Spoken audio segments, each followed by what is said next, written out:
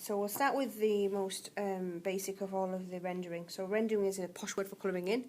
We're going to make something look like timber. Now this particular timber is something called pine or pine wood.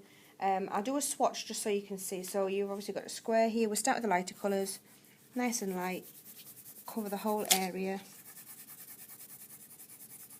in one tone. Trying to leave any spaces like I have. After you've done that, you'll see in the wood or in the timber there are darker grains. Now they are called the wood grains. You have different parts to it. This is a knot, which is where the branch came out of the tree. This is the end grain, and this is just the wood grain. So the end grain is kind of when the rings that you see. So if I've got a tree and it's got the rings when you cut down a tree, you can see how old the tree is.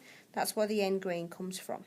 So to put those in, we usually just start with a knot, as in the branches come out of it, and then you literally just press with your colour pencil and you put in those grains. Now the grains go around the wood knot, almost like it's being stretched, like a water droplet. You might put a wood grain in here, or a knot, sorry.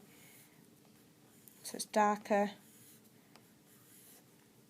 and then start to get a little bit straighter. So that's kind of what you would do to make this effect.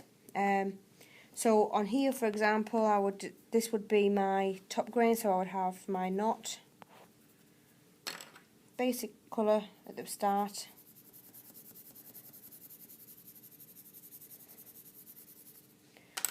put my wood grain in around the knots, remember.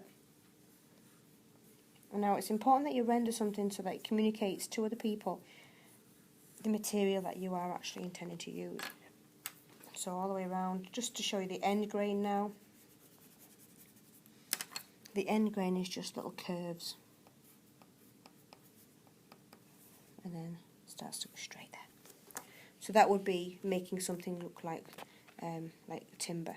Now here you'll notice this is much darker because there's less light hitting that section. So you do need to try and remember your tone, your light and dark tones, because that again will get you more marks when you come to your GCSE.